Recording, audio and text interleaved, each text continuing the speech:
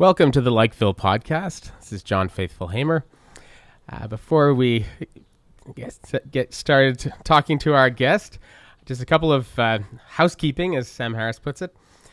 Please be sure to like us on Facebook. We put out a lot of information on the Facebook page, so it's a good place to stay current.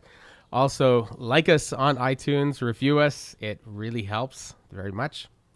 And this podcast is brought to you by our Patreon supporters. Thank you very much. You know who you are. If you're not a Patreon supporter, you should become one. Freeloader. Do so forthwith. And it's also brought to you by Elsa's Bar. If you are in Montreal, you know what a fantastic bar Elsa's is on Roy Street, right near the corner of de Bouillon. If you are going to be in Montreal, you definitely should stop by Elsa's. Fantastic place. One of the best bars in Canada for my money. This episode is also brought to you by Good Mix, which is fantastic granola that you mix with your yogurt, and it's absolutely delicious. You got to try it. Okay, so today we're going to be talking with philosopher Patrick Lee Miller. So hello, Patrick. Hello. So why don't you tell us a little bit about yourself? What do you do? How did you get here? How did I get to Montreal? So I went to college at McGill, and I'm back in Montreal for the 25th unofficial reunion just to see some friends. And after McGill, I went to Chapel Hill for grad school in philosophy, although it was an analytic program and I wasn't satisfied intellectually in the analytic world. And so I studied classics there as well, and Nice. I did a degree in psychoanalysis. And I ended up getting a job ultimately at Duquesne University in Pittsburgh, where I'm now an associate professor of philosophy. Nice. So what kind of stuff do you teach on? Like, I mean, philosophy's big. Right? Yeah, so my specialty is ancient philosophy, and Plato especially, and Platonism, so Plotinus as well. I've taught courses in every period of ancient philosophy. The pre-Socratics, Heraclitus is one of my favorites. I teach an Aristotle class regularly. I teach Nice. Hellenistic and Roman philosophy as well as Plotinus.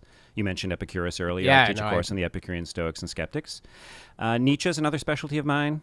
So I teach a Nietzsche course regularly. I teach psychoanalysis. We teach basically the same classes. It seems like it on the walk over here. Yeah. Yeah. Well, just to inform the listeners, the course I just finished teaching last week was on Black Mirror. I did an entire course on. It was called Philosophy and Film, but it's because it was a summer class. I wanted It's to focus. such a rich text. Amazing. It's amazing. I was afraid it might disappoint me, but it grew in my appreciation. Yeah, I might actually do that as well. It never occurred to me to have a whole class on it, but that could work because I've assigned particular episodes to lots of different classes because it deals with issues often better than any of the texts I could think of would deal with. Oh, and especially with students today who are more attuned to video than to reading, it's immediately accessible. And I didn't feel like I was dumbing it down by using these films. No, it's a really, really difficult. And each one has, it depends how you count them, but let's say 7 or 8 themes, philosophical themes, and they change between episodes, but there's overlap. So I think it's sort of like Platonic dialogues. It wouldn't matter what order you put the episodes in. Yeah. Everything would come out in the end. No, it's fantastic stuff.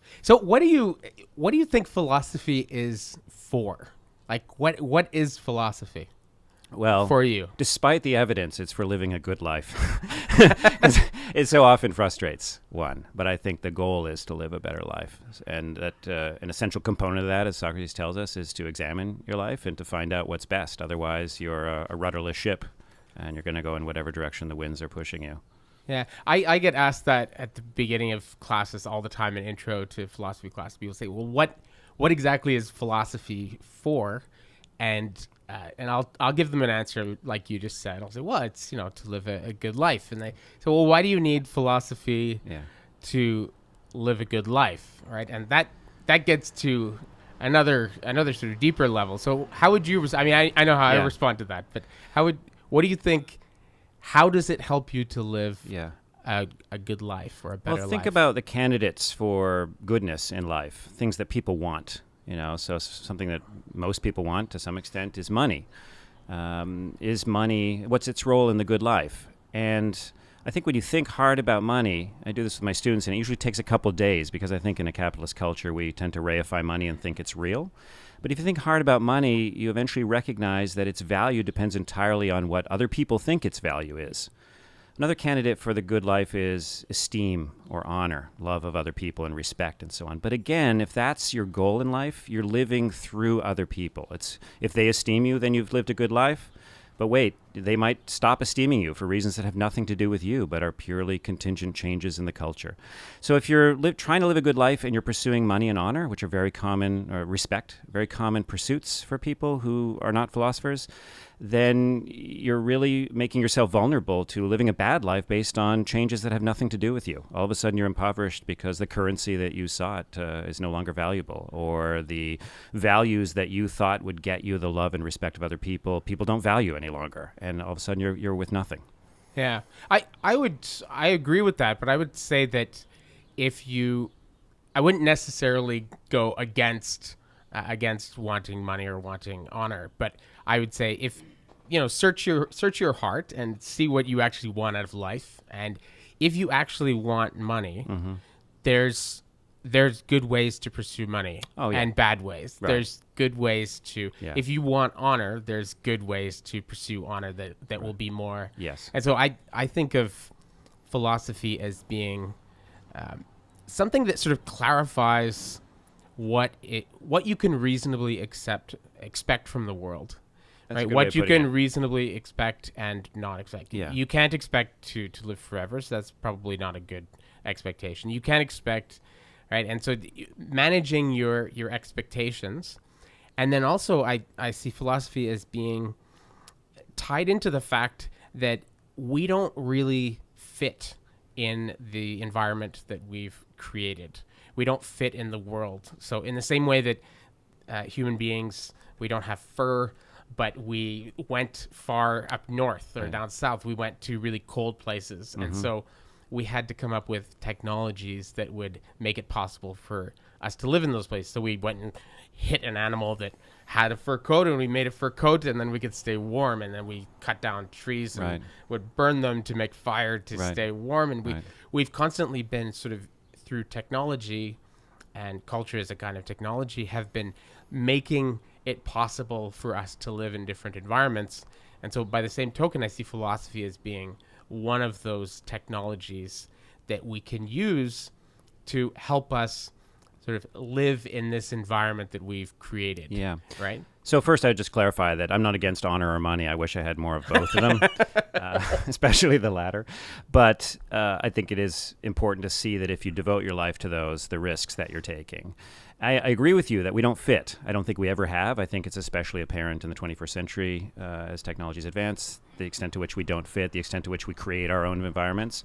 But I wouldn't put philosophy among the other technologies. I think it's a super technology because, take your example of 10,000 years ago. We moved far north, we moved far south, and we adapted. But because we're so adaptable, we also can ask, should I move north or should I move south? Other animals don't have those choices. They just move according to their instincts. And it's philosophy ultimately that spins out the response to that question. Where should I live? What kind of clothes should I wear? How should I talk to other people? Should I leave this tribe and go on my own or whatever? We have those choices. And without philosophy, as I say, how do we make those decisions? Yeah. Well, Nietzsche's fantastic for that. I mean, his whole, especially you can see in Ecce Homo when he's saying that where to live, the choice of your diet, the choice of where you're going. These things are so important, and these have been considered by philosophy and by sort of Platonic Christian culture, that these things have been considered just worthless. This is the flesh. This is like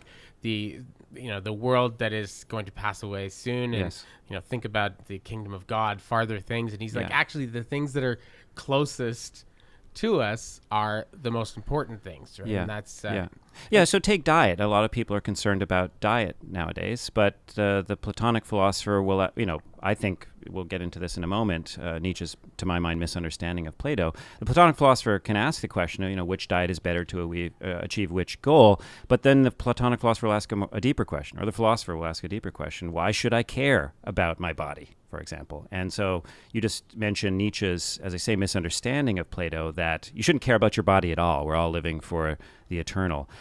My Platonism is more sympathetic to the body. So, and I think you can read certain Platonic dialogues and agree with Nietzsche. He really focused on the Phaedo, the death of Socrates, where there's a particular rhetorical purpose in that dialogue. Socrates is about to die, and so he's shedding his body, and so the dialogue is ascetic in that sense.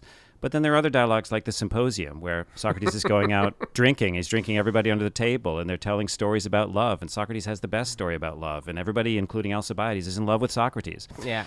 And bodily functions are really important. I mean, Eryximachus hiccuping, the serious guy hiccuping, right, sneezing all the way through right. the speech. And right. Yeah. And Aristophanes' very bodily story about, joining up with your other half after you've been divided like a sorb apple with a wire.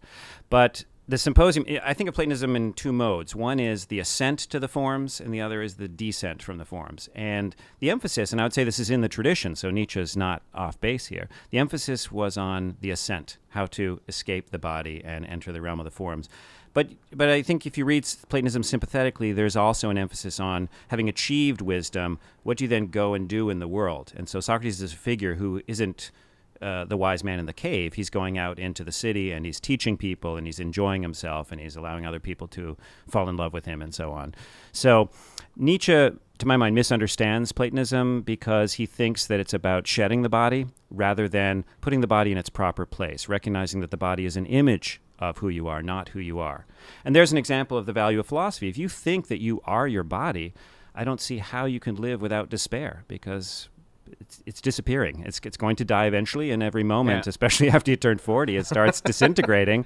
And if that's where you put your riches in your body, disappointment and despair are inevitable. If you're a Platonist, on the other hand, you see it as an image that's deteriorating, but it was always an image, and you'll probably have another one as well. Yeah. Well, there's other ways also of thinking about who you are, where you identify with something larger. You identify with your tribe, or you identify with your environment, or the sort of animistic sense where you're identifying with like rivers and mountains and spaces and trees and things like that. Yes. So yeah, I mean, thinking of yourself just as like a body is, can be very, very limiting if you're thinking about it in the way you're talking about. Yeah, and it's probably pretty new historically. I mean, I think this idea of just thinking of yourself as an individual body, distinct from your environment, distinct from your tribe, and so on, I think that's a pretty recent invention.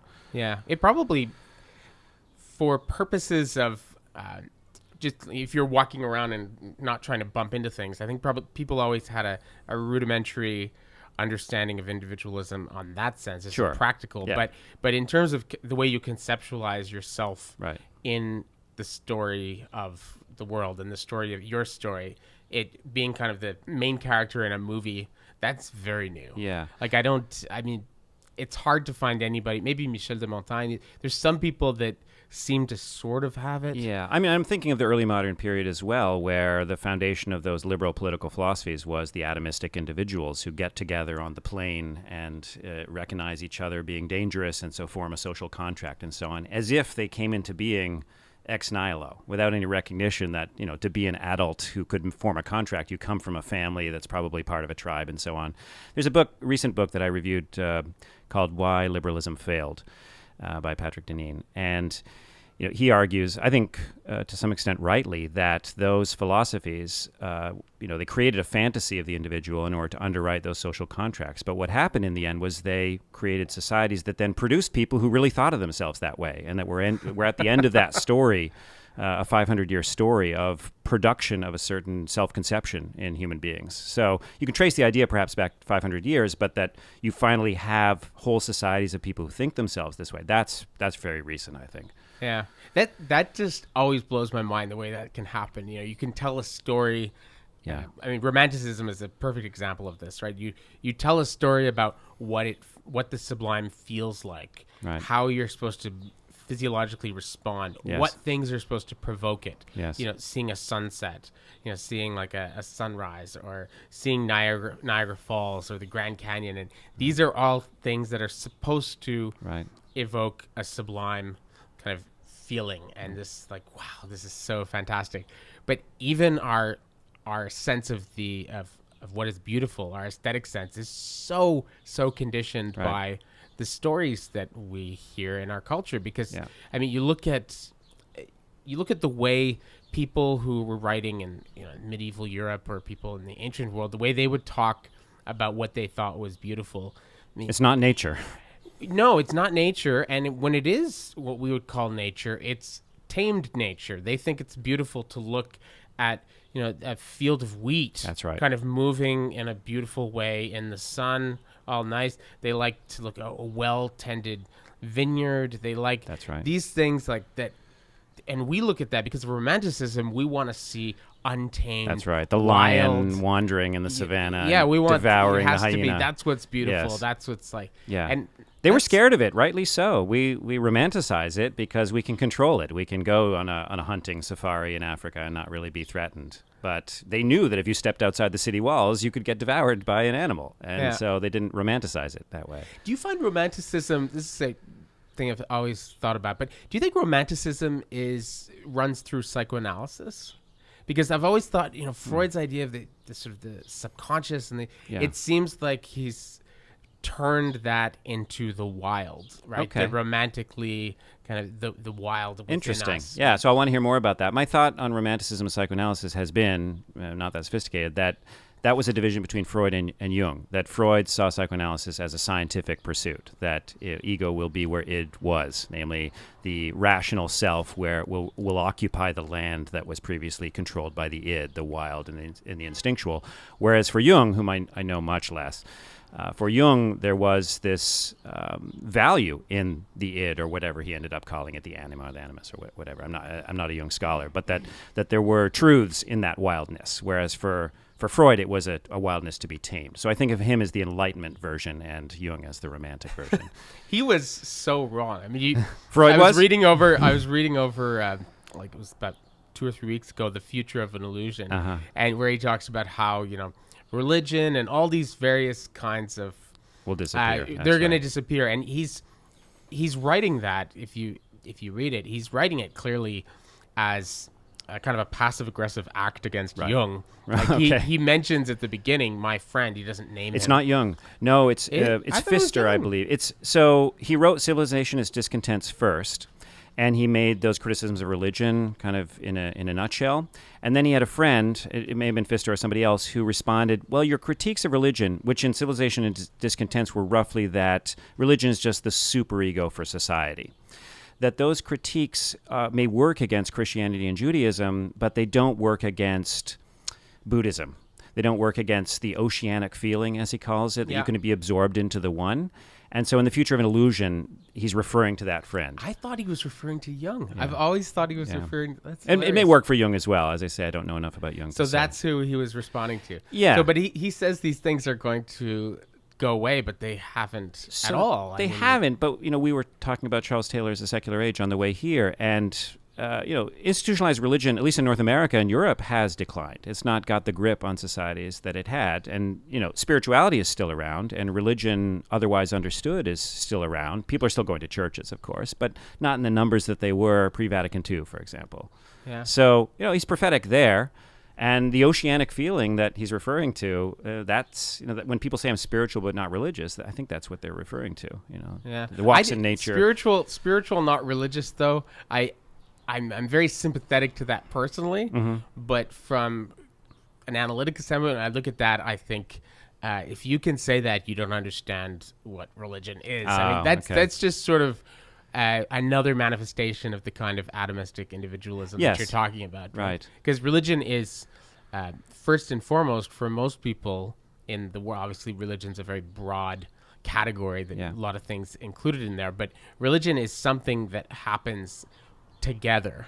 It's something we do together, and it's not, I guess, because a combination of our atomistic liberal tradition combined with Protestantism, which is very focused on the individual and belief and things like that. We tend to sort of, when somebody says I'm spiritual, not religious, they're just showing their cards. I mean, they're tipping their hand. They're telling you that they're basically temperamentally Protestant. Right? And it's very much, one of the things that fascinates me is that all atheists are not created equal. So somebody who came to atheism were brought up Jewish and became an atheist, or Catholic atheists are not the same as Protestant atheists, are not the same as Muslim atheists.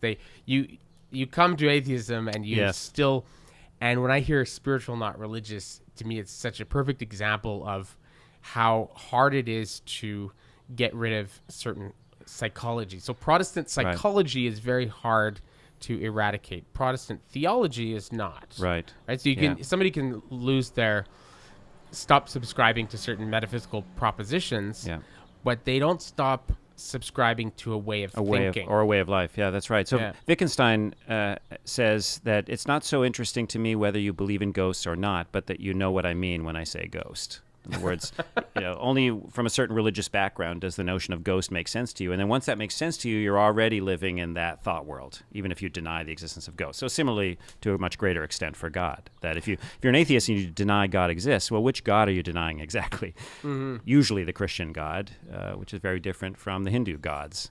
Yeah. Well, I'm talking about something even more pronounced than what Wittgenstein's saying. I'll give you an example. There's a friend of ours in Baltimore. Obviously, I can't say her name, but she was brought up very hardcore Jehovah's Witness. Okay. And she was not just like within the witness community, her family were considered the really hardcore, the very devout, the very pious. Right, the Navy SEALs. They were called what's called pioneers. Okay. And that basically means that you rack up a crazy amount of hours of missionary work per month or something like that to have that status, right? Very devout. And so she eventually broke away from that. She was disfellowshipped, which is a horrible thing that they do, and shunned by her family and stuff like that. And so when we met her in Baltimore in her early 20s, she was, very kind of strident atheist and like super anti-religion. But what became really fascinating to me, and she's not the only person I've seen this in, I even see this in myself to some extent, but she still had the Jehovah's Witness way of thinking. Yeah. So whatever she was into, whether it was veganism, whether it was Ani DeFranco, whether it was smoking weed, or seriously, it was all or nothing. Those are all those are three things she was actually like. She would be super evangelical about whatever she was into. So she would be constantly just telling you how you have to do this thing, you have to do this, and it would become really annoying, right? And then she would change, like a month later, she'd be doing something completely different, and she would turn on a dime. There's been a new revelation. It's an unfolding revelation. We've received new truths, and now it would be something completely different. And that's my life every 10 years, just not every month. It basically just constantly, and so it seems to me that the underlying structures of the way that you are in the world, the way that you think, those are really hard to eradicate, right? And so that's where I guess psychoanalysis at its best is trying to... That's what it's trying to do. Yeah, it's trying to change those underlying ways of being in the world, which are maybe making you miserable. Yeah, right? And I mean, that's why if it works, and that's an open question, but if it works, why it takes so long. So why it is that you should go 4 or 5 days a week for several years, because it's like going to the gym. You're trying to change the shape of your body. It's not that you're going to all of a sudden say, I want to be an Olympic weightlifter, and so for this week I'm going to learn what they do, and now all of a sudden you go to the gym every day for years, and if you have the right disposition, yes, you might become an Olympic weightlifter. It's the same thing with deep habits of the mind. You need to learn how to free associate. So the technique of Freudian analysis, as I'm sure you know, is free association, but you go in on the first day and you realize you can't do it. Everything that you do is sort of scripted to some extent, or at least you start to come to recognize that. And then what you realize after a while is actually free association is the goal of the therapy, not the means. I mean, you try to do it. It's the trying to do it that's the means. And then when you're able to do it, that's when you're ready to leave, I think. Yeah. A lot of, I'm sure you know about this. I'm interested in what you think about it, but a lot of places have insurance is not covering it anymore. That's right. And lots of studies have sort of come out saying that it's completely useless, that it's phrenology, that basically, we can, with just behaviorism or with like drugs, we can get better results faster, that it doesn't, right. Because I guess the problem, I'm fascinated by psychoanalysis, but, once again, talking about my friend with her pattern of thinking, I recognize a pattern of argument when I talk to psychoanalysts that's very troubling. It's like, it's the kind of pattern that you get from from any kind of old-fashioned person. Marxists, yeah. From it's like, okay, well, has it achieved the result that I wanted? No. Well, it's because you haven't done it enough. Yeah. Right. Well, that's the AA argument. And AA has also been shown to not work at all. So if you, I sort of think that if you drink like half a beer, you get half a buzz. Right. So if the medicine that you're trying to give me, whether it be socialism, whether it be like free market fundamentalism, libertarianism, whatever it is, if we've done like implemented half of your program and we've seen no results and you're just saying like, well, you haven't taken enough, like the homeopathic people say that all the time. Yeah, sure. That's a dangerous form of argument. Although you have to be careful with the beer analogy, I think, because as the Stoics said, you drown just as much at the bottom of the ocean as you do 1 inch under the surface. So there are threshold arguments as well. And I'm not saying I would apply that in this case. I think of psychoanalysis more on the lines of philosophy than I do as a medical treatment. So imagine asking the question, does philosophy work?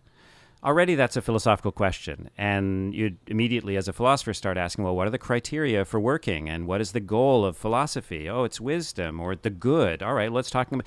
Similarly with psychoanalysis, people very often do go into that treatment with specific goals in mind. I'm anxious. I'm depressed. I'm not sure whether I should take this job, or I'm not sure whether I should move or leave this person or whatever. But usually what happens is within a few months, they start recognizing that's not why I'm really here. There's some other issue that I'm here for, or I'm not here for any particular issue, but just habits of mind that I didn't even know that I had. And so it's very hard to measure success because it's not clear what you're trying to do. In fact, examining what it is you're trying to do is part of the therapy. I'll give you an example from my own. I was in 2 analyses. In my first analysis, I went for a particular problem in a relationship and talked ceaselessly about that relationship for the first 3 weeks, and my analyst was totally silent. And I thought, oh, this is just like the movies. The guy just sits there and I pay him an exorbitant amount of money and he does nothing. And then for whatever reason, in the 3rd week, I changed the topic to a professor. And immediately he started asking me probing questions. And then that became, for a while, the theme of the analysis, because I think he recognized, and he was right, that went much deeper. This was a professor with whom I adored this professor, and I had all kinds of anxious symptoms whenever I thought about doing work for this professor. And I think, this analyst rightly recognized that was the way in, rather than the presenting stuff, as it's called, that I brought. Huh. Well, then why not just... sort of go see a philosopher instead of, because I think a lot of people... Sounds great. Yeah. No, I have a friend, actually. She probably will be listening to this. She's in Athens right now. She's a philosopher, and she does counseling as a philosopher. And one of the sort of things that she says that is a benefit of it is that because she's not sort of attached to a particular model of the mind or a particular kind of... She doesn't need to... go to words like id or ego. She can be more supple. She can figure out, well, what does this person already believe about the mind and believe it, and sort of work with a lot of the way Socrates would work with a lot of their ideas already, rather than like having to teach somebody a whole vocabulary before you can do things with Well, it. to be clear, in psychoanalysis, no good analyst would ever teach the patient the vocabulary. I mean, any more than a physician would come in and tell you all the medical terms. I mean, that's a bad analogy in some ways. But back to Socrates, how did things turn out for him? So that's the proviso of philosophers thinking they can be counselors, is that they're too rationalistic. I mean, that was the failure of Socrates, that he thought naively, oh, I'm just going to ask these people these questions, and I'm going to basically humiliate them in front of their peers, and then I'm surprised when they hate me and put me to death. How many philosophers have we known who behave that way when they meet the irrational?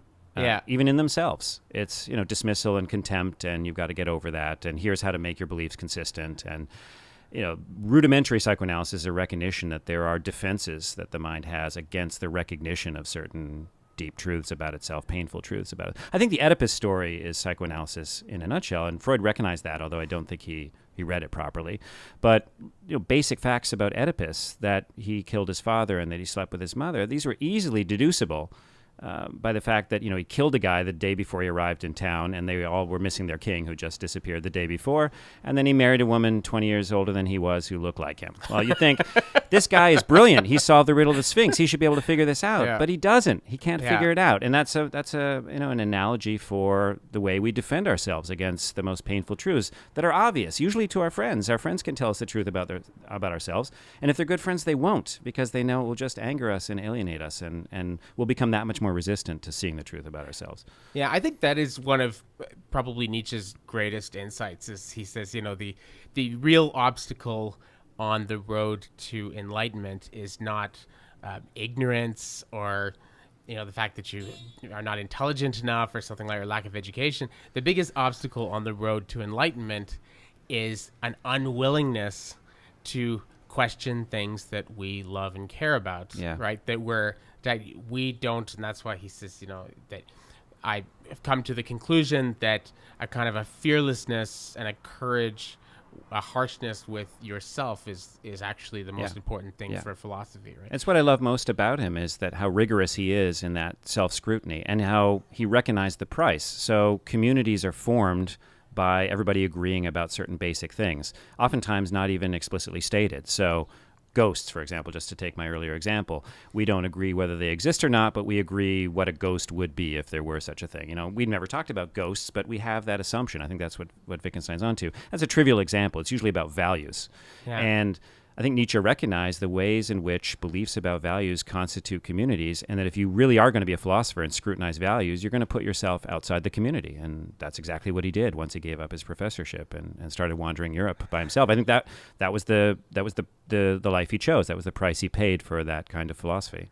Yeah. Have you, by any chance, read Nassim Nicholas Taleb's book Anti-Fragile? No. I mean, I've read reviews of it and follow him on Facebook and so on. He has a hilarious chapter in there where he sets up this hypothetical dialogue, this debate between Socrates and this character of his creation called Fat Tony. Okay. Right? And Fat Tony is this guy from Brooklyn. Okay. And he's very sort of practical and very sort of...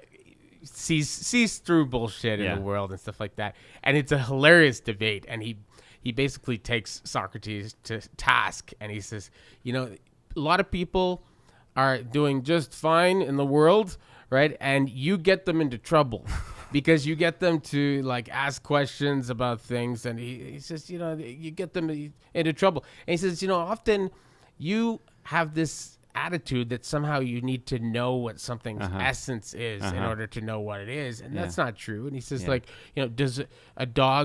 can a dog explain what loyalty is? Do you think but dogs are loyal, right? Yeah. People can be very honorable and very ethical and very loyal without being able to define justice or define these things. Yeah, I think that's pretty naive. So the Einsatzgruppen were very loyal. Yes. Dogs are very loyal to people who beat them. Right? Mm-hmm. So that's, again, if you're back to the original question, what's the value of philosophy? It's that you don't get into traps like that. Yeah. I guess the question would be, how do you, if you're doing sort of surgery on yourself, right, on your own soul, how do you make sure that you're not messing with important organs? Like you go after the cancer, remove the tumor, rather than removing a perfectly functioning gallbladder or something like that. So what do you think would be the equivalent in a human life? What would be the equivalent? Well, I would say, for instance, in marriage counseling, right? In marriage counseling, or this is probably, it's more obvious in couples counseling than in individual counseling. There are, if a couple comes and they have a particular problem, if you can help them to figure out that problem and figure out a solution to it, and perhaps getting to a solution will involve figuring out what the root of it is. Like, where did you learn this behavior, why, and stuff like that. And that might be helpful. But what I've heard from many people who've gone to couples counseling is they actually open up all sorts of other cans of worms, and they ask all sorts of other questions. And so parts of the relationship that were going really, really well are now in trouble. That's right. Right. Are suddenly being scrutinized. Yeah. And one example that springs to mind immediately was a friend of mine. She went in with her husband, now ex-husband. She went in with her husband, and they had a particular problem. And this therapist was terrible therapist didn't really help them to solve that problem, Right. but created Stirred up all 5 kinds of new other ones, things, yeah. including like a sexual issue where sex was actually one thing that was really great with these two. Not They after had the like therapy.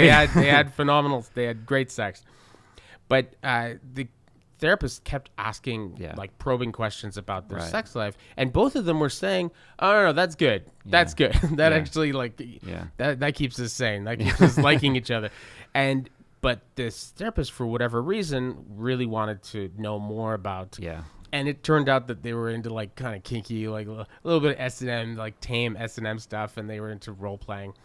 And this therapist kind of afflicted their sort of sex life with a bad conscience and said, "Oh, well, this is clearly because you're reenacting reenacting something with your father, and you're reenacting this with like."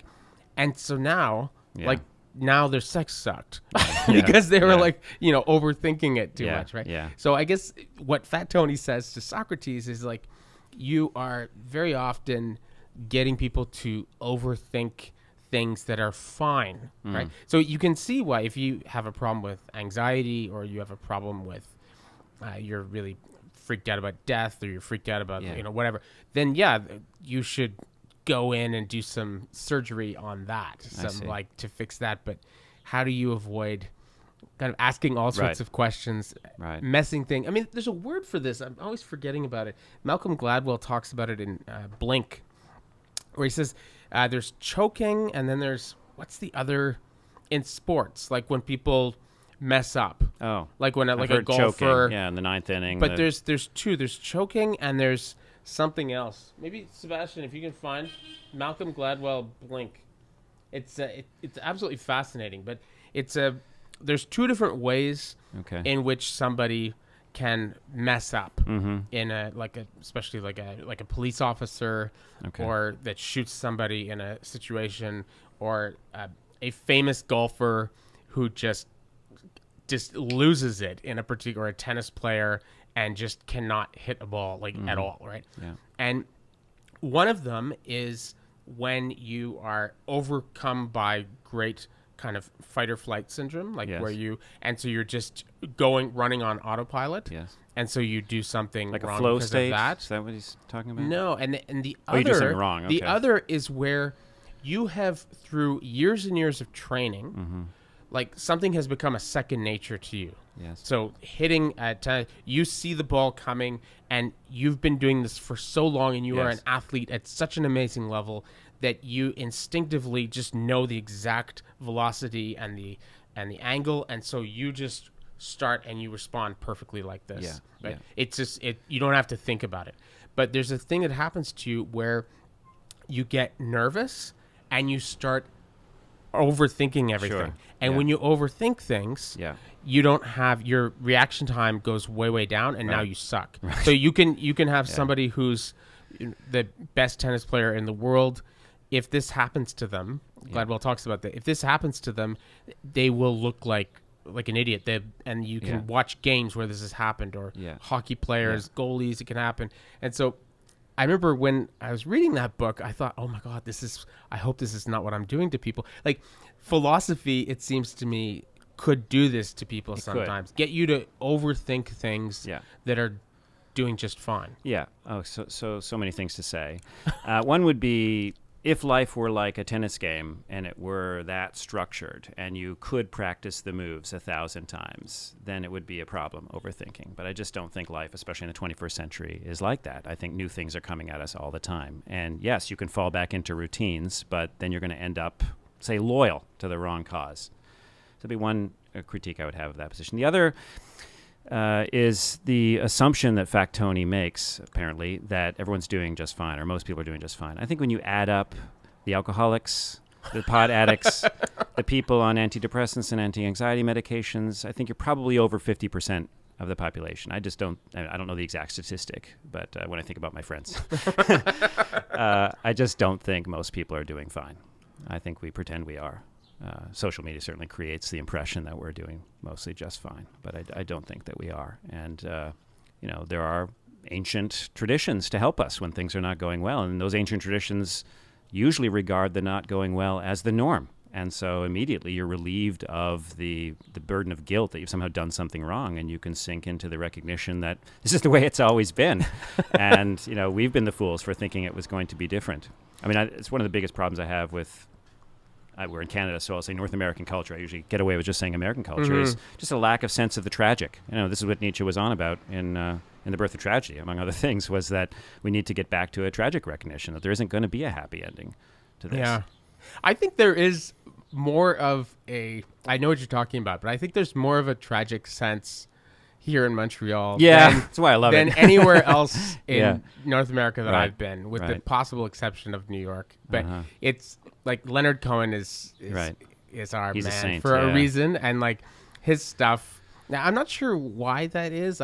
But definitely I've felt it growing up here, and I feel it now. And maybe part of it is the weather. I mean, for instance, you'll notice in Montreal this time of year, even people who have like regular 9-to-5 jobs, they're going out like practically every night. They're going out and sitting on terraces on Tuesday night. That's right. Even though they have to work Wednesday morning, they're going out on a Wednesday night, Thursday night, because we know that this will not last. This, winter is coming, right? We know that this is going to pass. And so there's this sense of, we gotta like have our fun now before everything goes to shit. Yeah. So, and we go back into like that what is the winter planet and The Empire Strikes Back? Oh, like, Hoth. Yeah. Hoth. Right. We're going back to that. Sure. soon, I lived right? here for 5 years, and I agree with everything you just said. But I would add to it that when we looked back, my friends and I, after we'd left, we realized. Well, there were 2 semesters, right? There's the fall semester and the winter semester, and the winter semester is January through May. Mm-hmm. And we recognized that in 4 years of college, all the best parties and all of the relationships started in second semester, the winter semester, because there's that, it's -20 for 3 weeks straight, and you just run from your house to the bar. And then once you're in the bar, it's like a Rumspringa, because finally you can relax, and you've all escaped the elements together. So I've experienced this in North Carolina with hurricanes. This natural disaster mentality where everybody's friendly to each other because, hey, we all made it through this hurricane. Montreal has that for 3 or 4 months every year, and so great things happen as a result. Mentality, right? Like, it's amazing how it transforms people's whole way of like being in the world. Like during the summer, it's very much like an urban area where people you don't say hi to people, and people don't make eye contact, and you have anonymity and you have your privacy and things like that, which I like actually.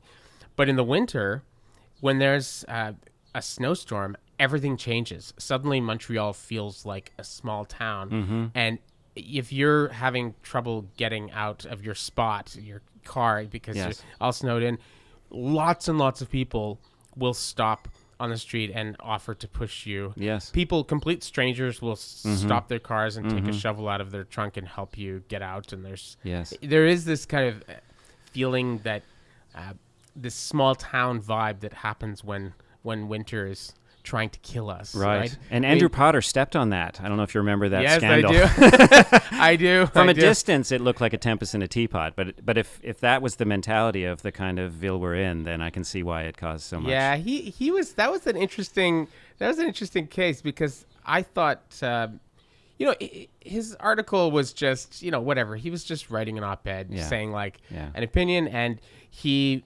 apologized and said, I was off on that one. Right. And his apology was immediate, and it was sincere, and it was interesting, and nobody paid it any mind. They did. He still lost his job, didn't he? They just went after him like crazy. And I remember I spent an entire class on the whole Andrew Potter affair, because I thought it was a really interesting illustration of sort of what's wrong with our call out culture. But more generally with our culture, that we don't allow people to change their minds. Oh, okay. We don't allow people to change their minds, to apologize, to correct course. And so you can, the best way that you can discredit somebody in our culture right now is to go and find something they said 10 years ago and show that it contradicts what they're saying now. But if you believe in the philosophical life and the examined life, well, then you should be, as you put it, every 10 years. Right. You should be rethinking your assumptions about things on a fairly regular basis. You should be changing your mind on a fairly regular basis. If you're committed, you shouldn't think that somehow you figured it all out at 22 and now you're just sort of living out the implications of that. Yeah. And so the way they went after him was it was so unphilosophical, Yeah, right? Because his response was humble and intelligent, Yeah. and I think we should allow people to. make some I wrote mistakes. an article on the thing on Andrew Potter called Andrew Potter's Finest Hour, and just said that this is a sincere apology, saying, "Oh yeah, my bad. I was," rather than what we're used to. Right. I'm sorry you in feel the that age way. of Trump, Yeah. which is people just doubling down. Yeah.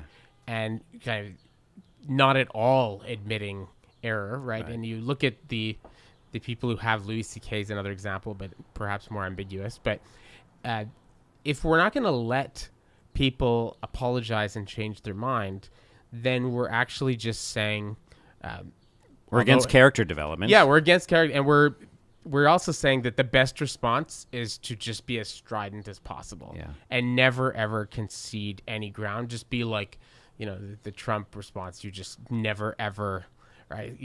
You said yesterday that up was down, and now you're saying up is up. No, I didn't. Yeah. Well, here's the clip.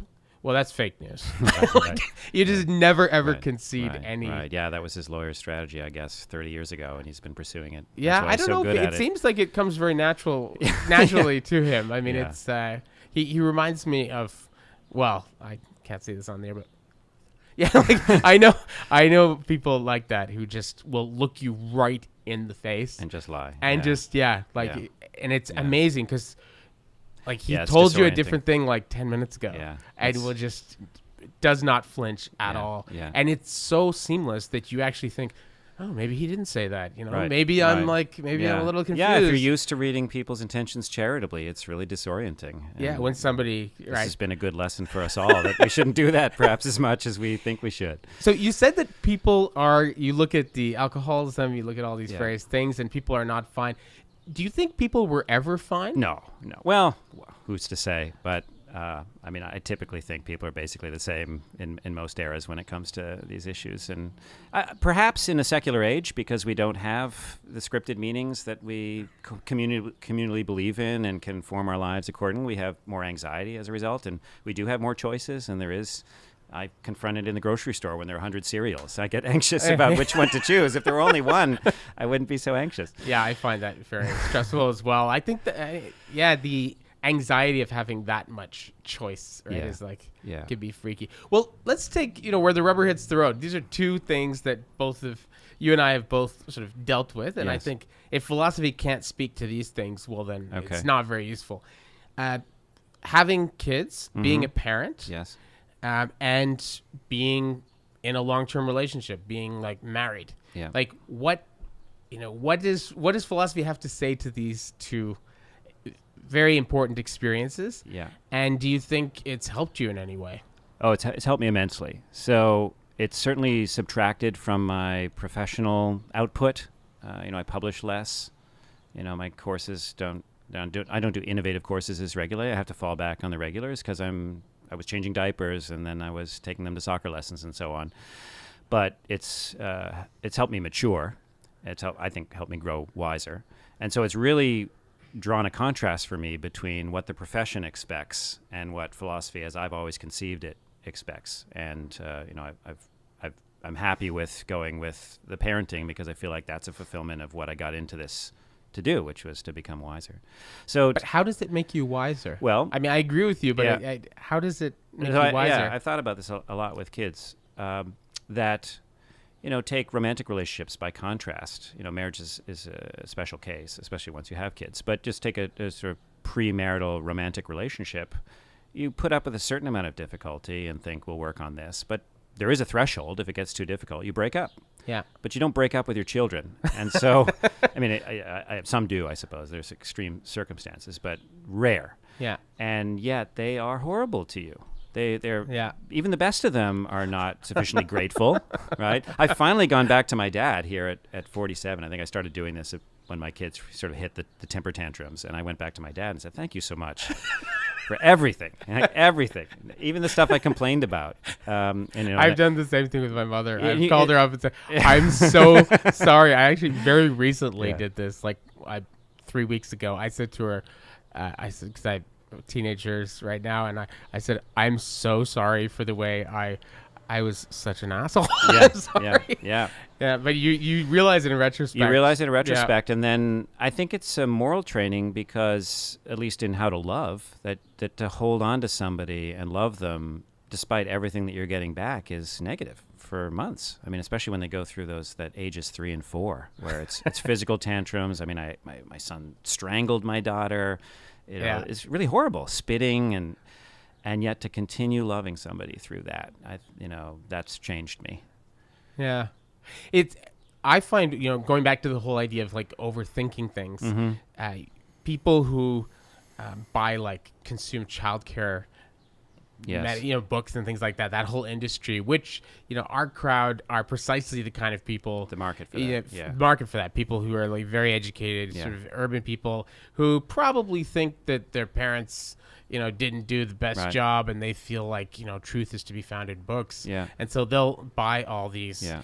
And some of the worst parents I've known are people who base all of their parenting strategy on a book. And it's just, it comes off as very false and very forced. Yes. And I feel like when it comes to parenting, you should probably listen to the voice of instinct. I think more. You do. Yeah. I mean, there's some people who come from awful families, so they're not going to have the instincts, and so the books have to be there. But their instincts are wrong. Their instincts are wrong. Yeah. But if you come from a good enough family, your instincts are probably better than anything you find in the book. And I think because every kid is so different. And so I was lucky I had 2, because if I'd only had 1, I would have thought that was all my fault. Yeah. But because my second kid is so different from my first kid, I don't feel responsible for who they are anymore. I didn't make the good or the bad. They're just who they are. And I have one of those book stories. We had a hard time putting our kid to sleep, as most people do. And my wife had memories of being left alone to fall asleep on her own, and how anxious that made her, and how she would scream, and how her parents just turned up the TV until she finally did fall asleep. And we were having so much trouble, we finally decided to try that. We didn't have a TV, so we just went downstairs, and we heard the screaming, and it was gut-wrenching. And then after 10 minutes, he just vomited. So, that's how different. And that was a good lesson. Okay, and it's probably genetic, too, because she clearly had that. And then so no book, I don't know, maybe I haven't read the book, so I don't know, but the little sampling I've had of the books. Yeah, I think they call it the Ferber method. The Ferber method, yeah. And we had a number of friends that were into that, and we had, kid was colicky, and we had all this stuff, and we just sort of puzzled it out ourselves, and sort of Annalisa and I, we said, okay, well, because we're both very interested in ethology and animal ethology in general. Yeah. And when the little birds make noises, the parents come and try and do something, to comfort them or feed them, or they do something, and it seems to really trouble them. Yeah. And they immediately try, and this is a very common thing. Yeah. And so I think if they're crying, because I remember somebody said to us, I hope he doesn't hear this, but he actually said to us, he said, "Don't you realize that Tristan is manipulating you?" Oh, right. This is like our, a little baby, right? Yeah. And he's 6'1" now, but he's 16 now. But when he was a little baby, don't you realize he's manipulating you? No, he's a baby. He's dumb. Yeah. He's not he doesn't have that kind of strategizing power. Yeah. I mean, he may realize that I make this sound and people come and do stuff for me, and they change my diaper and they comfort me and they feed me. Yeah. But that's a good system we've got going. That's a good system, right? So we actually just said, okay, well, if he's freaked out, we're going to comfort him, and if he wants to sleep with us to go back to bed and sleep there, that's fine. Because that just seems like what mammals should be doing. Yeah, go back to the atomistic political philosophy we're talking about, and the thought that somehow it's bad for your kid if they sleep with you. I mean, how much of human history was people in teepees sleeping all, 8 people in a teepee or whatever. Or even in the early modern period, That's the, right. the whole expression like politics makes strange bedfellows is because everybody slept in a pile. Right. It was like, where the wild things are. Like they would just get in a pile and they'd get drunk and eat and then they'd fall asleep in a big all together. So the thought that every kid has to have their own bed, let alone their own bedroom, and that's normal, whereas that's by far the biggest exception in human history. And then to model good parenting on that's what's crazy. I mean, so I'm not saying that the books some of them probably do commit that error. And to go back to the Ferber thing, I imagine Dr. Ferber's kid was the sort that responded well to that kind of treatment. And the people who are evangelical about those books have those kinds of kids. So there's so many different kinds of kids. And I think anybody who has 2 kids probably recognizes that. Yeah, I should have known that. There's so many things you can do wrong and they still end up fine. Yes, that's right. Which is They're kind resilient. of amazing. Yes. We got to the top of the food chain for a reason. Like we're pretty good at like adapting and figuring things out. We're not these fragile little flowers. But also actually that's one of the things Jonathan Haidt talks about this in the happiness hypothesis, how it was actually he blames the psychoanalysts are part of the problem, that they're part of the behaviorists and the psychoanalysts both popularized this idea that you wanted to build independence in a kid, and the way that you built independence and not making them really sucky and constantly like never growing up was by withholding affection and withholding and to total Ferber method kind of stuff, right? And that's what the parenting manuals up until that point. I mean, Spock was the one who changed all that, right? Yeah, right? But he came along and said, no, actually, it's completely the opposite. And then they found examples from primate studies and said it's exactly the opposite. Right. It's the kids that get the most love who aren't needy as a result. Who are not needy when they grow up. They're the most independent. Like our sons are, they're 14 and 16 now, and they're both very, very, very independent and they were, coddled, as they would put it. I mean, they like slept in the bed with us. They were constantly strapped to us or around us all the time. Right. And so it's the ones that are not given that all the time that grow up to be really needy because they're trying to make up for I think that's right. And particularly ironic for the psychoanalysts to have had that hypothesis, because they also blamed originally autism on what they called refrigerator mothers.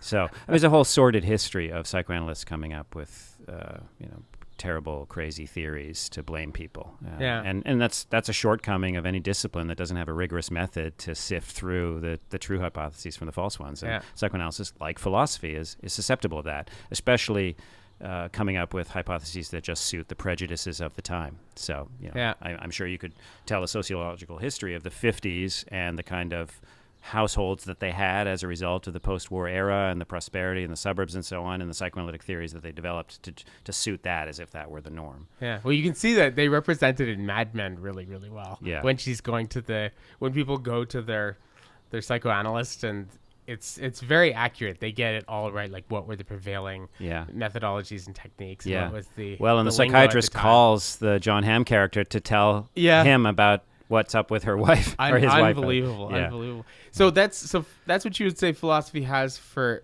parenting. What about, is it philosophy? I don't know. I wasn't speaking there as a philosopher. Just what my experience with my kids was, and whether it was a philosophy. I mean, I suppose I've given a philosophical twist by saying it's a virtue training. Let me put it in a more philosophical context. So some of your listeners will know Plato's Republic, and there's a 50-year training for philosophers in that curriculum. And when it's taught, I found, having been a student of it for many years, and also when I taught it, the emphasis is put on the first 35 years.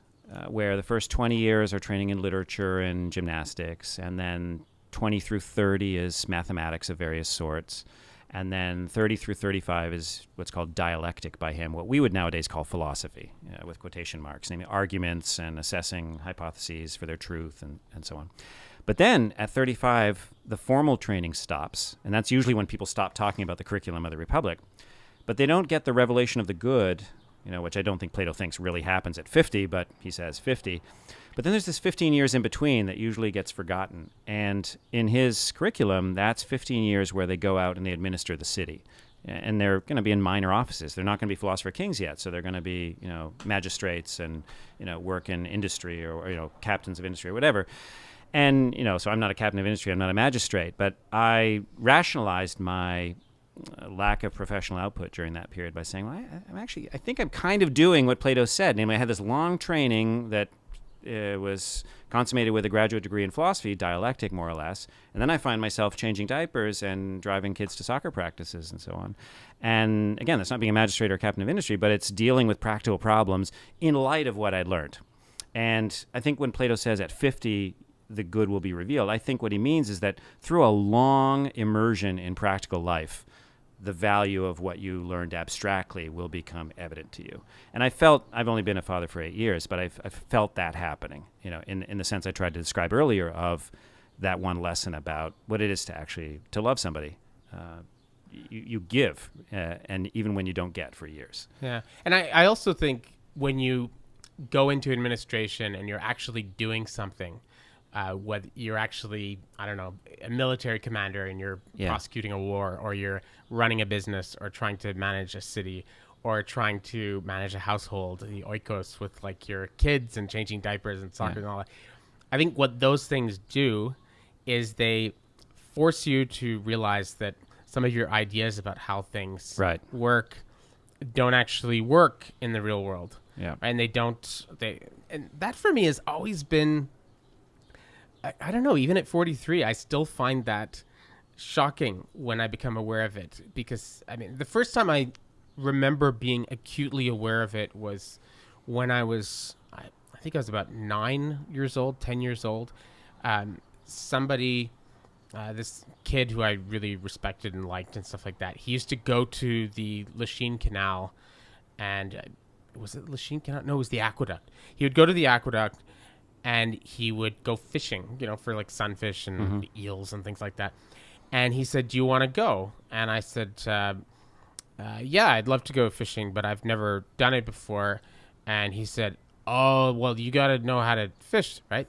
So I went and I got a book on fishing from the library as a little kid. And I read this book on fishing, and I knew the names of all the lures, and I knew all the different hooks, and I knew what to use and the different tackles, and I knew all this information.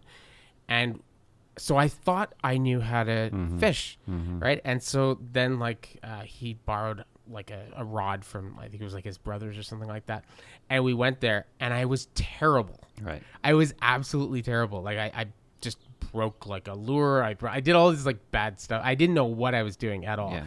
I remember being so shocked, saying, "Well, but I read the book, and I knew all the parts of the reel. I thought I knew how to do this, but in actual fact, when I'm trying to do it, I suck." Yeah. Right. And so there's this gulf between being able to talk in a very, very sort of coherent and articulate way about something, and being able to actually do it. And sometimes, and this is a lot of what Fat Tony goes back to in Anti-Fragile and in Black Swan, is that there's sometimes people that are very, very good at something are also very good at talking about it. Quite but rarely. Not always. But sometimes people are really, really good at something, but they are not very good at talking about it. So they don't know how to articulate how to do it. And sometimes it's even worse than that. Sometimes they're really good at something, but they don't know exactly why they're good at it, right? So, and then the opposite is also true. Sometimes people are incredibly articulate about, I've seen this, the most comical example is child psychologists who famously always have the most screwed up kids, right? And so they'll talk really, really well, right, about how to, how kids work and and yet with their own kids, they're a complete disaster, right? And so I think that the 15 years you're talking about in the training of the philosopher kings is the important thing where you recognize that a lot of your ideas about how things work aren't going to work, and you're going to have to be supple. You're going to have to be able to change and adapt to the circumstances, right, and be more sort of pragmatic, and that's that's important. Yeah. And he's talking about something very particular, the good, which, a good substitute for people who haven't read Plato would be God. And I think what he's onto there in that particular context is that these are people who have done 35 years of training in theology. And then they're out in doing their pastoral work, and they don't yet really understand who God is. It's only after arbitrarily chosen 15 years of doing funerals and marriages and baptisms and so on that eventually they'll get a sense of who God is, where here it's not an intellectual argument that they can defend, although they might be able to, remembering their dialectical training, but more they're in a state that is the state of somebody who knows who God is. And that's the anti or non-intellectual part of Plato that gets downplayed, that having read and taught and written about Plotinus has really emphasized for me, that it's ultimately being in that non-intellectual state that's the goal. The intellectual training is just propedeutic to get there. And even as training to get there, it's only the first 35 years. It's not the 15 that you really need to as the capstone. Yeah. So what does philosophy have to say about marriage in the 21st century? You start.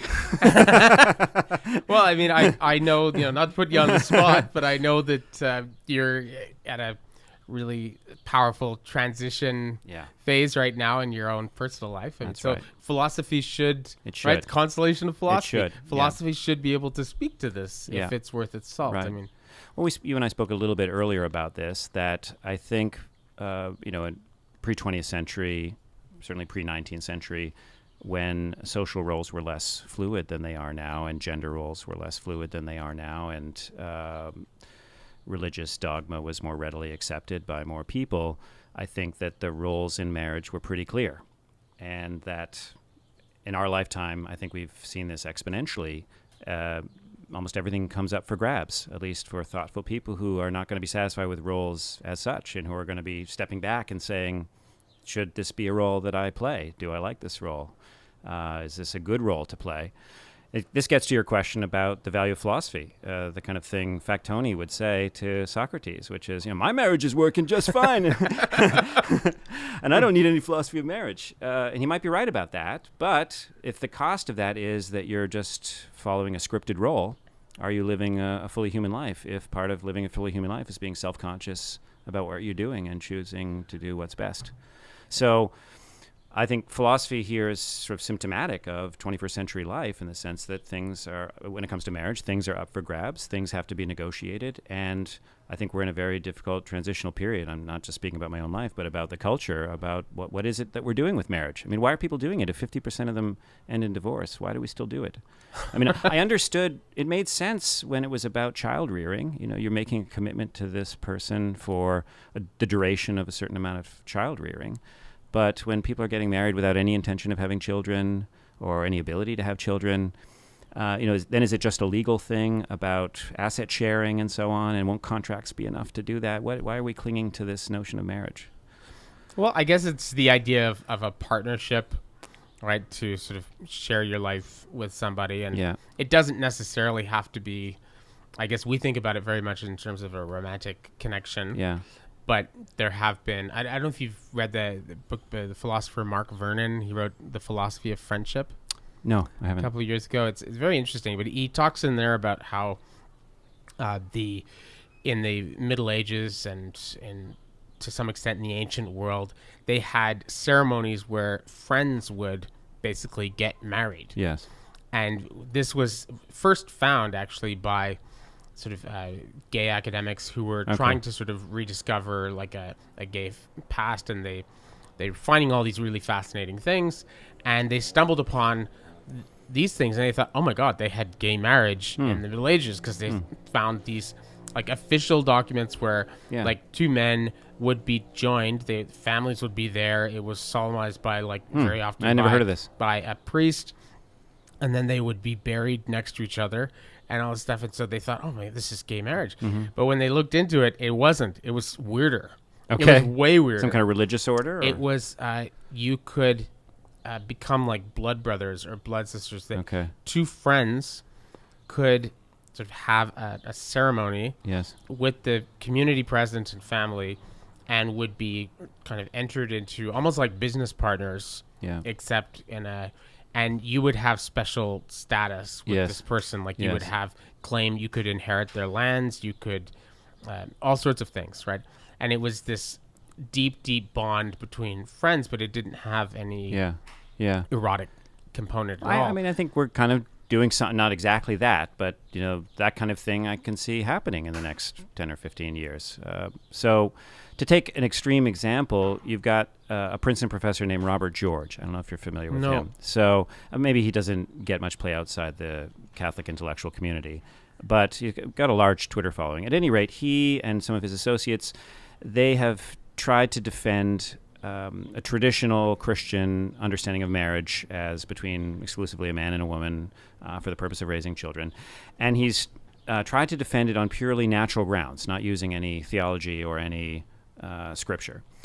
And it's terrible, in my view. It uses Aristotelianism to argue that the body, and especially the genitals, have a natural purpose, and that natural purpose is procreation, and that the children produced by procreation are best raised by a man and a woman in a long-term, lifelong relationship.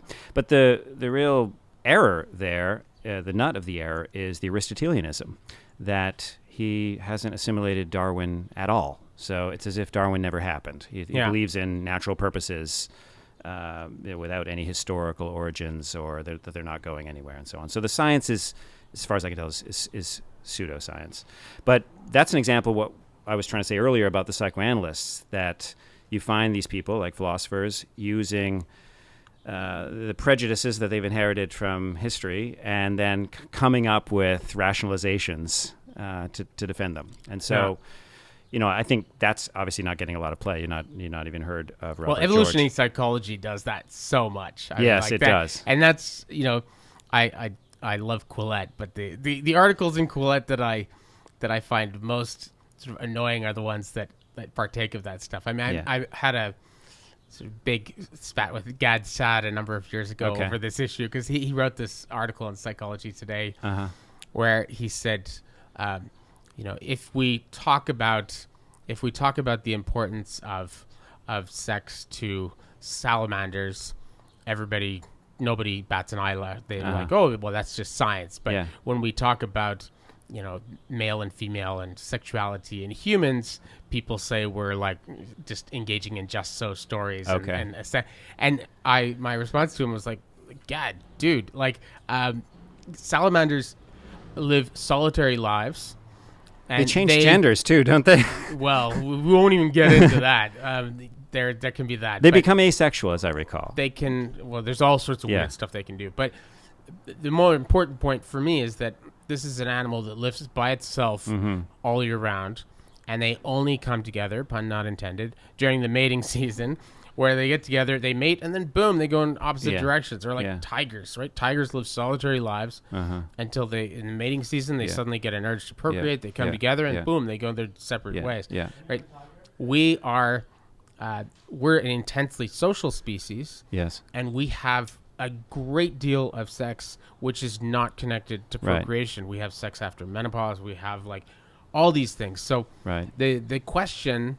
Yeah, and the woman's fertility is not obvious the way it is for most species. So it seems to me that like sexuality has sort of transcended whatever its telos was a long time ago, and it's serving another function now. Like it's serving it still has its primary function, but I think it's more, sexuality is more about creating very strong bonds between certain people, because I look at it as kind of grooming, right? If you take primates, put them in a zoo, and they get totally clean, they have no more lice, no more parasites, they still groom each other. Yeah, right? Because clearly the grooming it's got the social function. Is like it's about touching, and it's about bonding more than just getting rid of like lice. Right? So likewise, those kinds of Aristotelian arguments with regard to human sexuality just are so missing the mark. Yes. And they're like,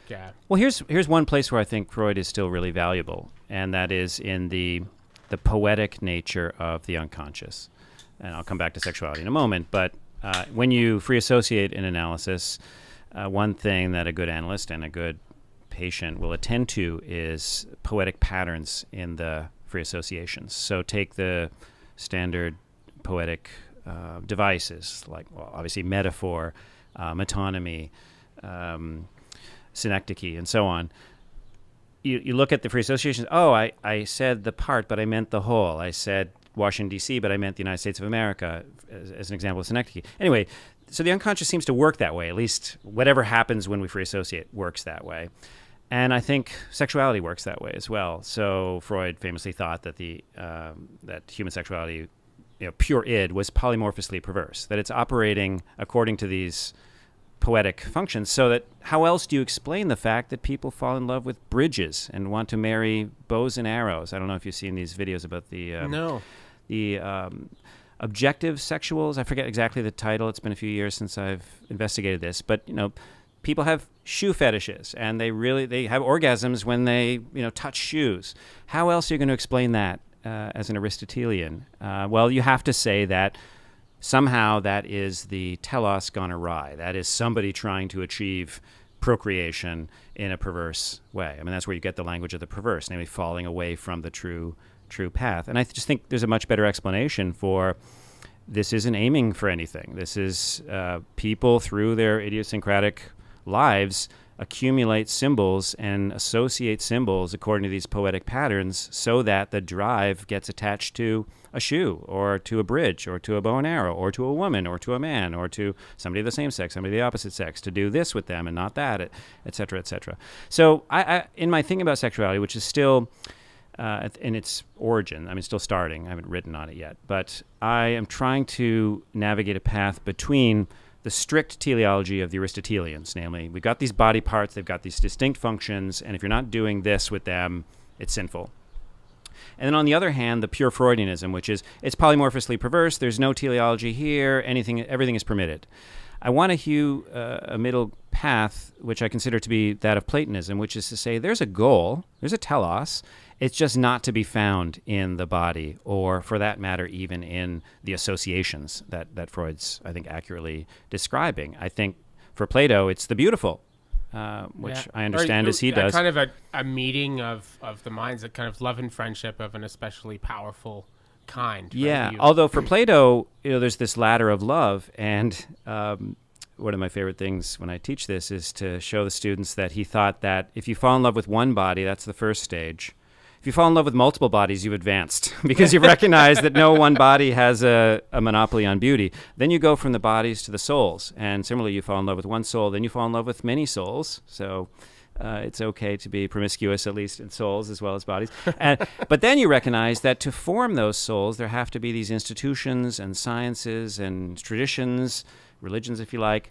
And then you fall in love with those. And then ultimately, what are these all trying to aim us towards? The beautiful. So the kind of love that you're describing, an intimate connection between two people, that's an important step along the way, but that it's not all the way. All the way would be being in love with, God or the beautiful or the good in Plato's language. And that gets back, again, to the beginning of our conversation where you said, what's the value of philosophy?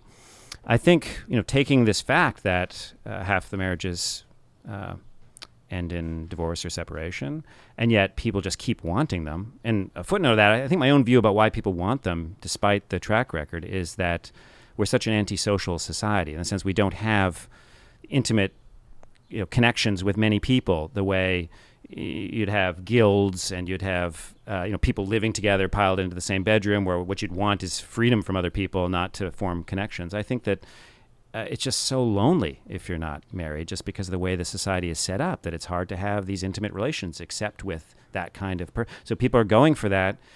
It's failing, if you like. We can talk about the notion of failure of a marriage if you want. You're having this reunion with a 25-year reunion with all of your... That's right. One of the things, maybe you can ask them about this and sort of do a little investigation yourself, but what I find again and again when I sit down with people our age, people in their 40s, people who are doing the kid thing, and they're married, or maybe they're not, maybe they're separated, divorced, whatever. When I sit around with people that I knew in my early 20s, that I was friends with then, and when we talk about sort of the good old days, and when we reminisce, and when we talk about what they miss, it never ceases to amaze me. And I teach a class called Love and Friendship, and Okay. I bring this up at the beginning of the class very, very often.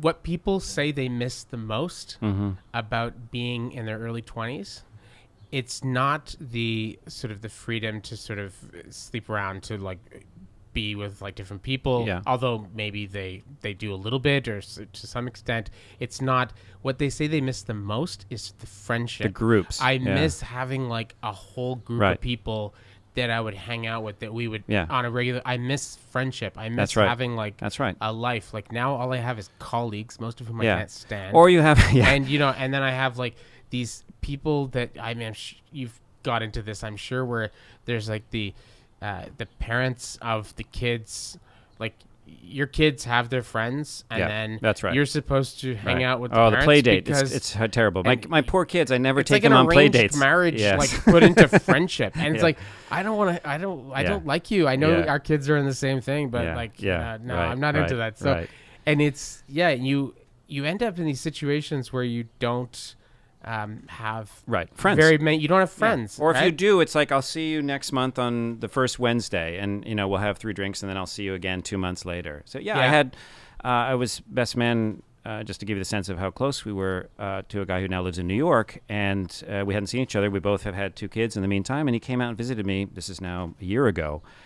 And at the end of those 3 days, I felt so full. Like I felt like I could be battered by life for another round, and I would be okay because I had a close male friend, and we had intimate conversations for 48 hours straight.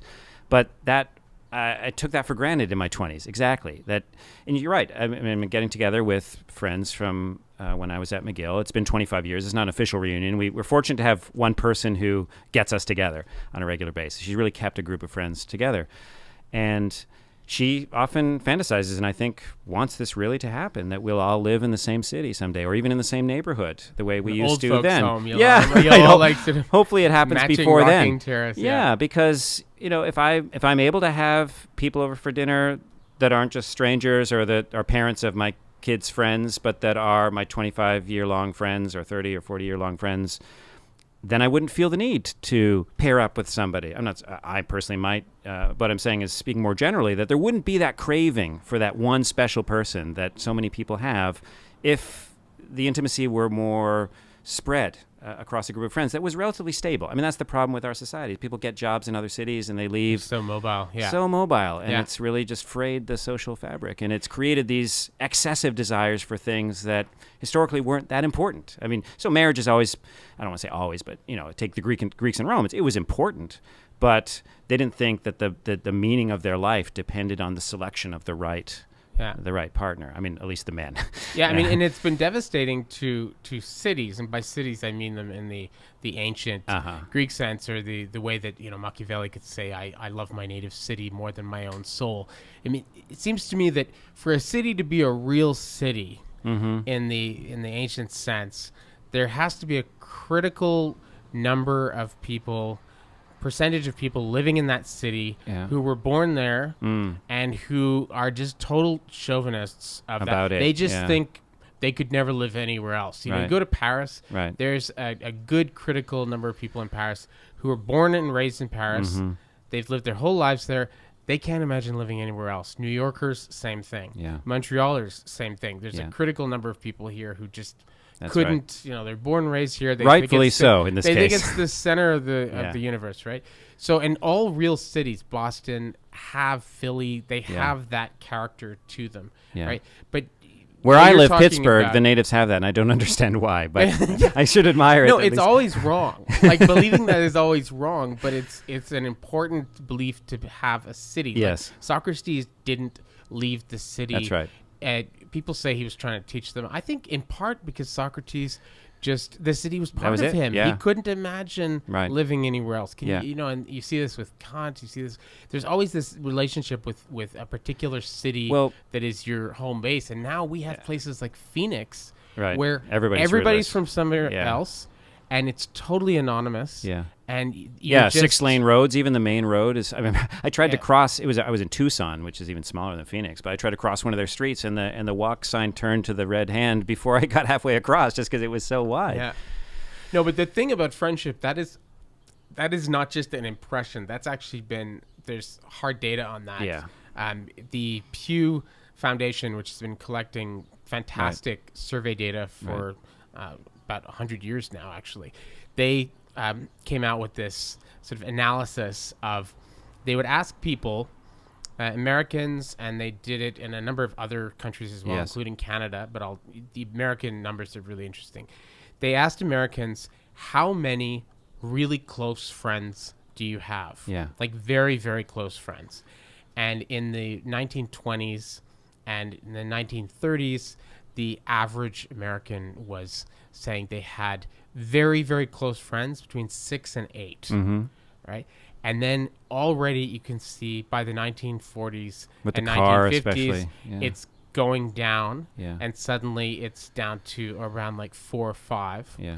And then by the 60s and 70s, it's going down even more, right? And you have, until now, it's unbelievable. The average now is like 0.5. Oh my gosh. Right? Which means lots of people say, I don't have any really close friends. I did at one point in the past, when I was younger in high school or in my 20s, but we fell out of touch, and I don't really, I get along with my colleagues. We have barbecues, but if I change jobs, it's sort of like Aristotle's, sort of useful friend, fun friend, true friend. Like if the circumstances changed, we wouldn't keep in touch. I mean, maybe we would be like LinkedIn, whatever. Like, well, that you Facebook raised friends. social media an example. I wonder if the stats are now going up to 10, 12, 20, where the criteria for what it is to have a close friend have changed, so that we would think, I got so many. No, it's not. It's not. I actually, there's an exercise that I had students do. I had to stop doing it because I got complaints because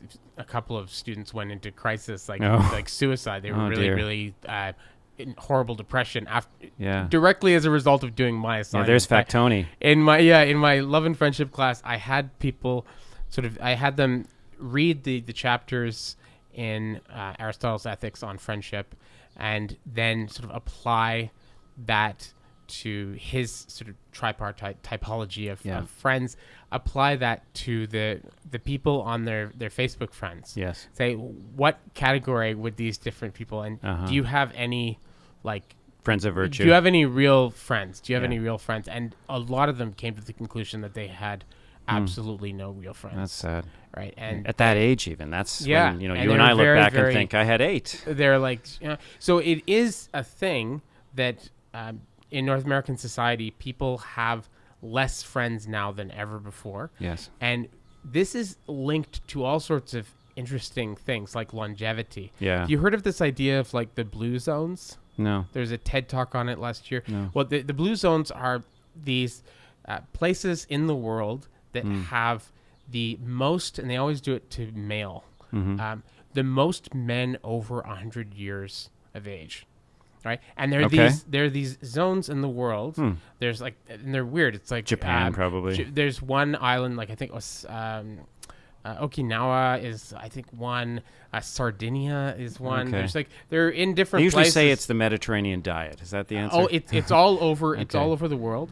But there are these zones where people live a really, really long time. Yeah. And so they went and tried to say, what are the commonalities between these places?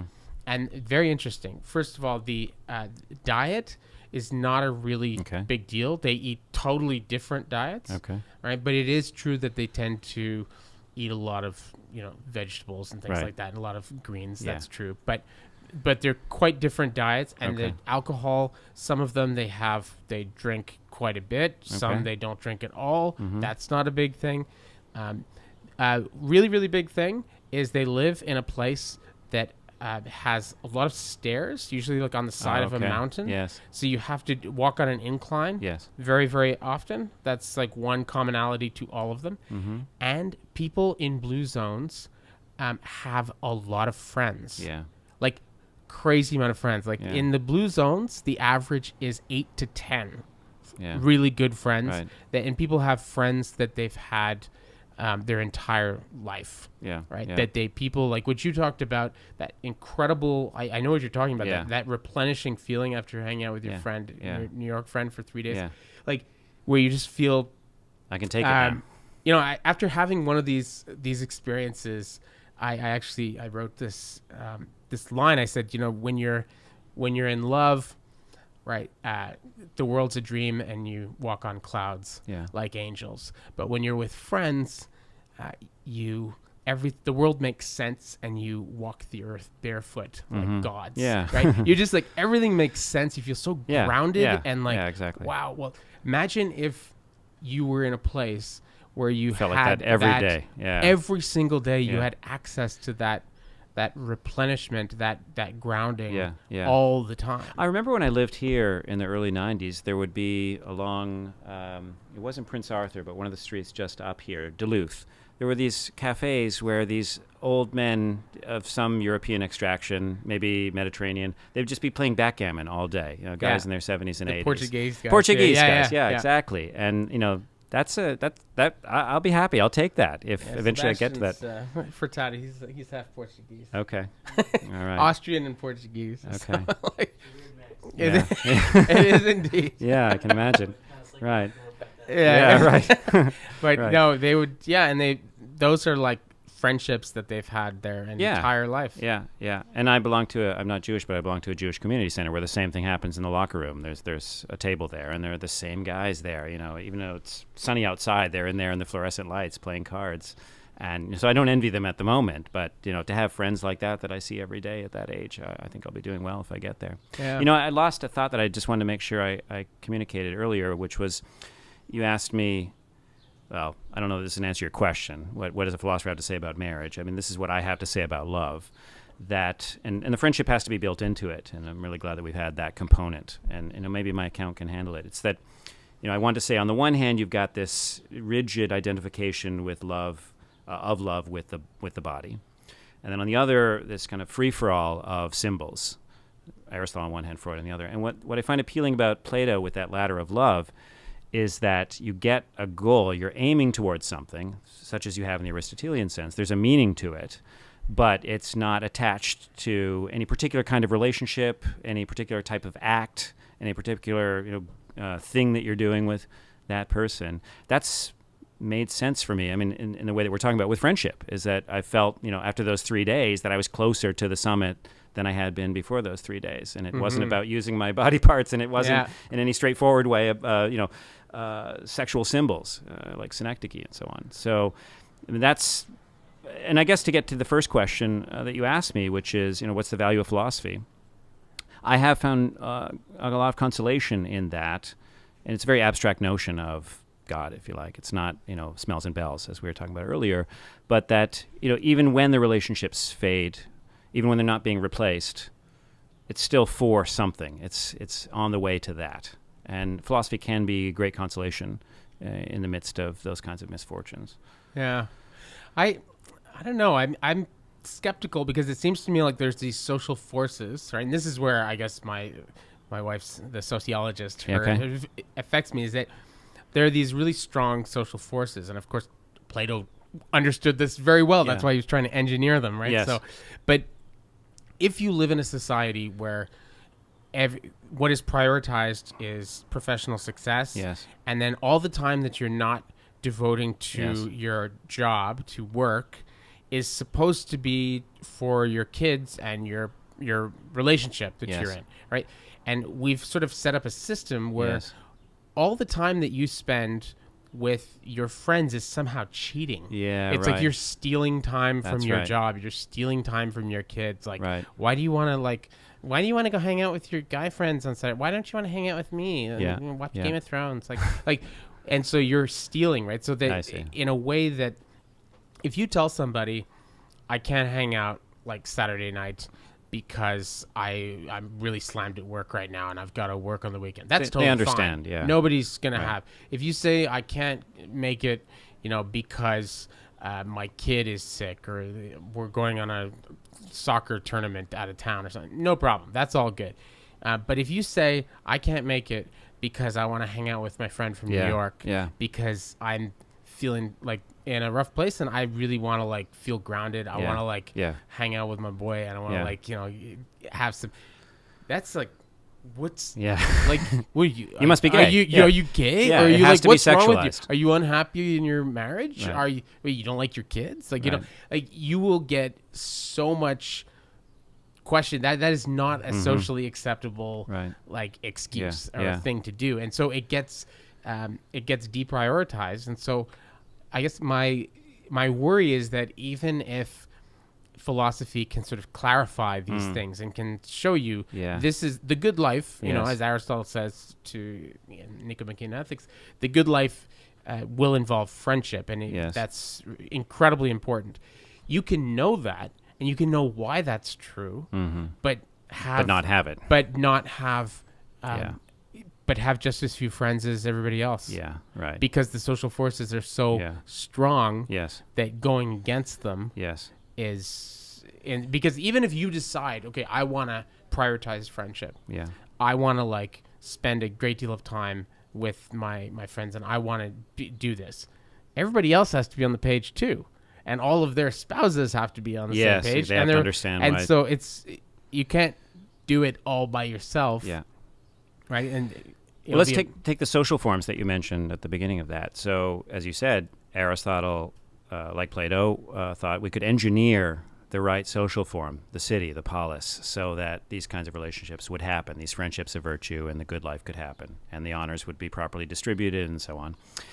And then Aristotle is really the last gasp of that in Greek antiquity. And his student is largely responsible. Alexander the Great smashes it all. You know, his father started smashing it. But Alexander turns it into a world empire. And now the city is not the center of social life. The empire is. And that's a very distant thing that's ruled by people you'll never know. And the next generation of philosophers, we call them the Hellenistic philosophers, Epicurus, and then the Stoics, and then eventually the skeptics, Pyrrho as well.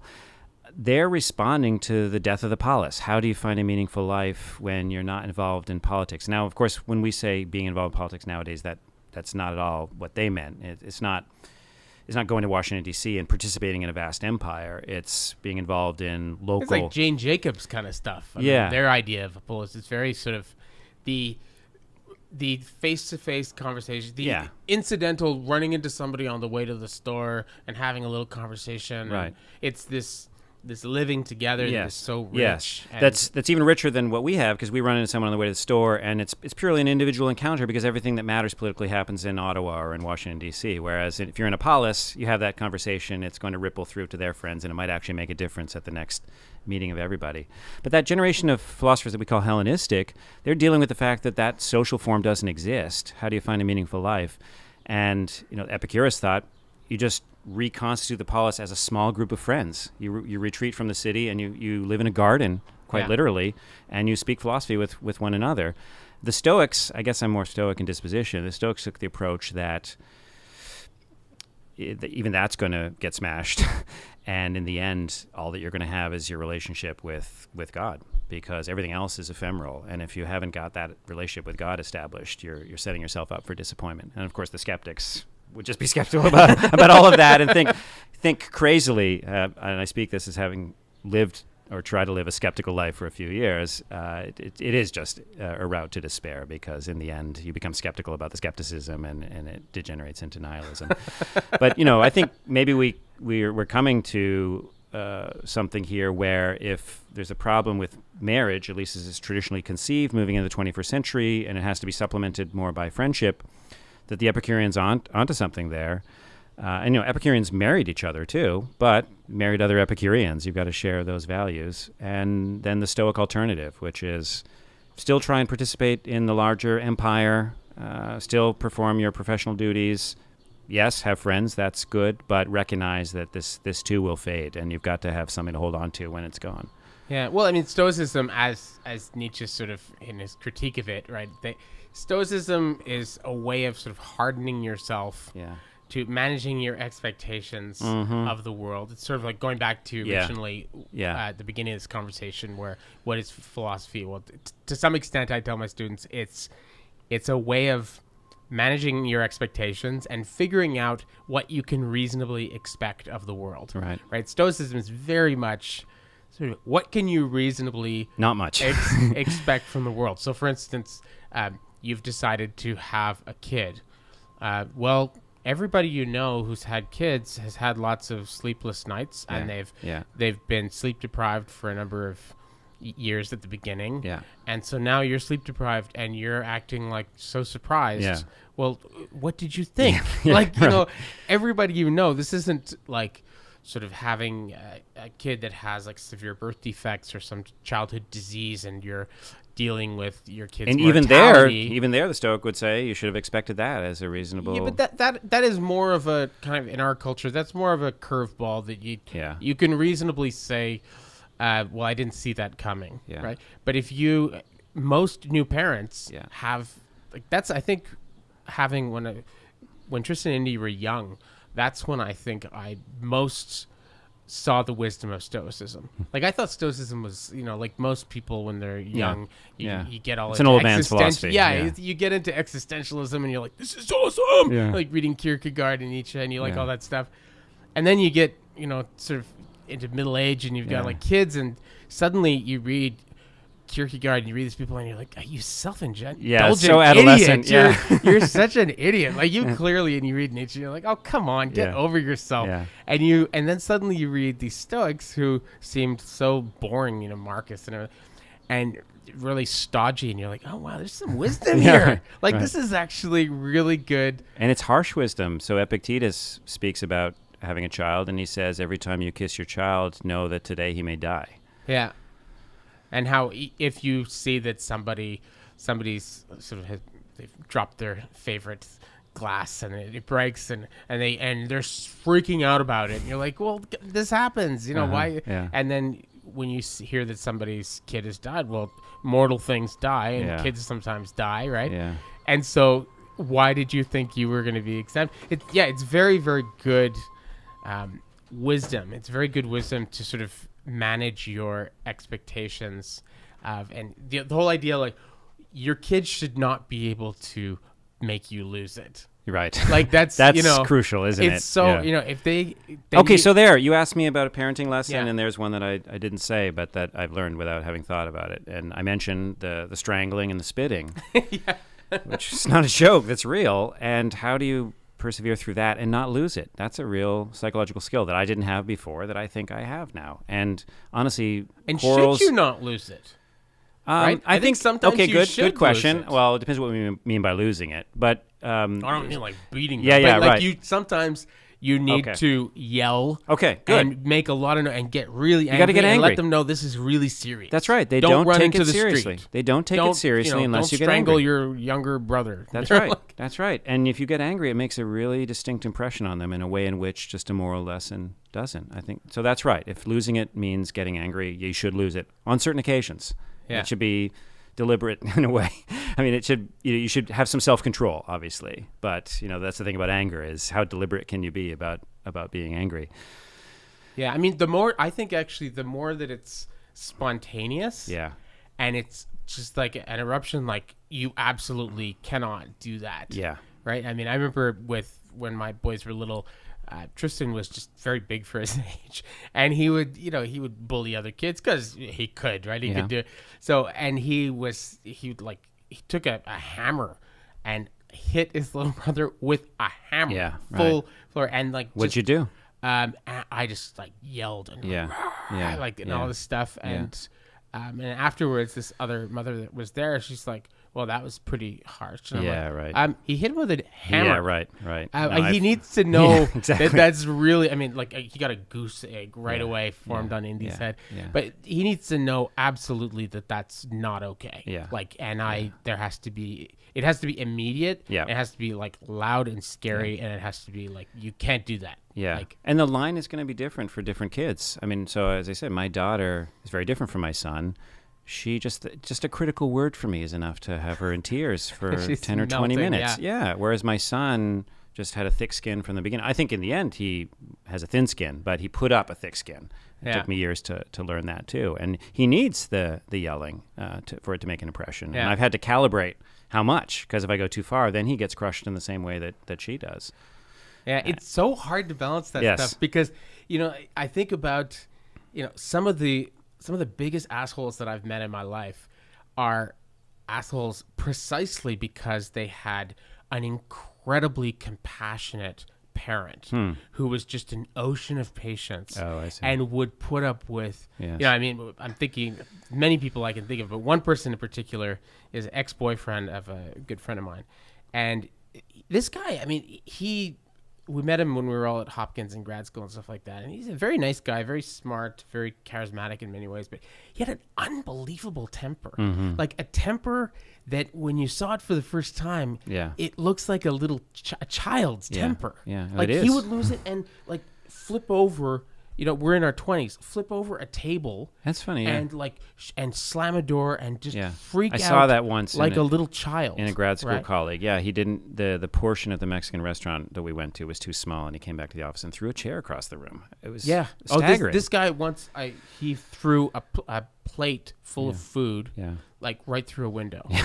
I'm serious. Like he had a really, and so she had this very sort of passionate relationship with him, and it was very crazy. But she went back to meet his family back in a state that shall not be named. In the middle of the United States, and she went back. It was like Thanksgiving or something, and to meet the family, and she had not met them before, and he had one of his flip out. We're talking about a guy who's like 25, 26 years old. He had one of his temper tantrums at the table during Thanksgiving.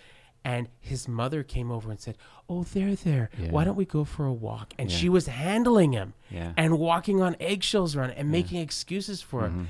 And she saw, oh my God, that's where he learned this. That's where he learned this, and that's probably what he's looking for in a relationship. I mean, and when he throws a tantrum, he wants to be stroked.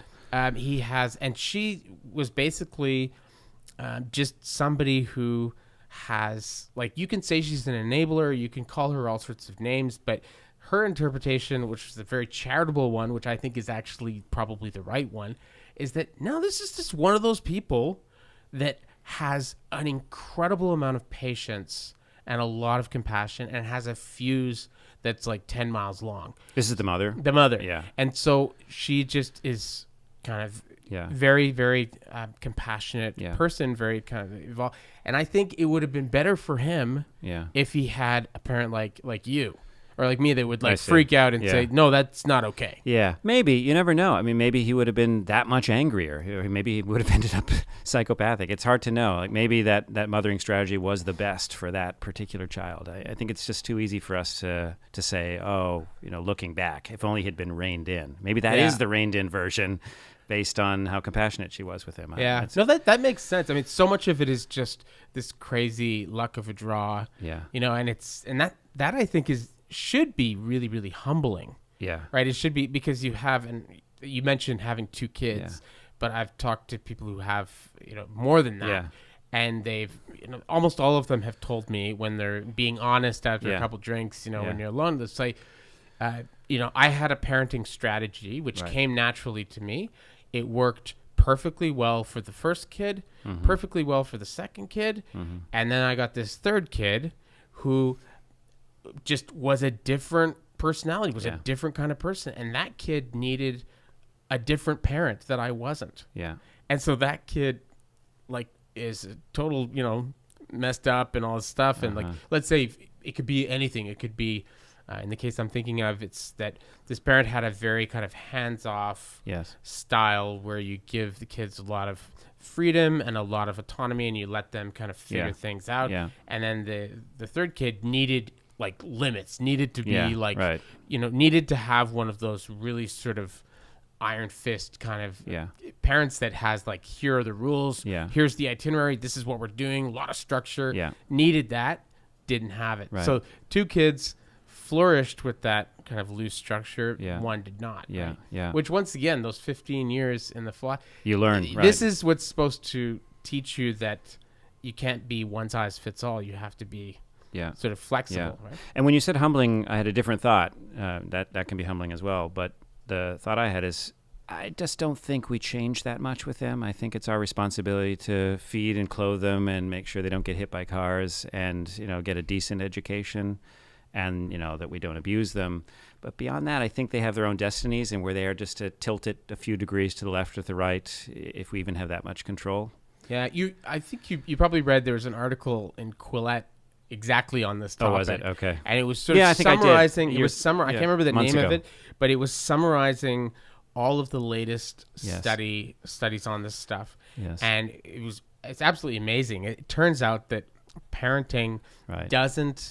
it's a factor, but it's not nearly as big a factor as people thought before. Right. Genetics are Big. really, Yeah. really big. Yeah. Peer group is Right. really, really big. Right. So, So, you the school does matter for that, doesn't it? yeah, you decide what neighborhood you're going to raise your Yeah. kids in, Yeah. what their peers are going to be like. Yeah. That's very important. Right. Genetics and parenting, strangely enough, as you mentioned, sort of by implication, parenting matters most if you suck. Like You if can do more don't- damage, yeah. if you basically don't feed them and don't clothe them and don't keep them, if you do a lot of bad stuff, Yeah. then parenting Right. can have a big effect Right. on the kid. But if you basically just meet the minimum requirements, Right. you're not going to have That's much right. of an effect. Right. And There's- if you do what you think is way better Yeah. than the other parents Yeah. probably has no effect. Right. Which, yes, that would be The best you very can do as a humbling. parent is to be a B parent. There's no A parent. And for people who are used to getting A's in school, that's probably hard. Well, also being a B parent has other like sort of spin-off benefits, which is Oh, you have that time to spend with your friends. you have time to spend with your friends and your relationship, but also the kids have a more reasonable idea of what a relationship and a parent should Yeah. look like. I mean, the Right. people who had the A parents, often they just go through life feeling like complete failures Yeah, because they're not right. doing as well as their dad or mom did, I see. right? And they, so we could be B parents. That would be. I mean, Well, go yeah, ahead. I guess we should probably tie this up. Tie it 'cause up. we're, You try. But yeah, I mean, any sort of parting shots, concluding thoughts on No, nothing. being comes in to mind. Montreal No, and- nothing comes to mind. No. be a B parent. That is the overall message that we have. Spend the rest of the afternoon on a terrace. with- Absolutely. So we definitely have to do this again. I'd love to. Thank you so much for coming on the podcast. It was a pleasure. And all of you listening, make sure to help us, support us. You can share the podcast with your friends and enemies, and like us on iTunes, review us. It helps a great deal. And follow us on our Facebook page because that's where Sebastian puts all of the updates and things like that. All right. Thank you very much. Bye for now.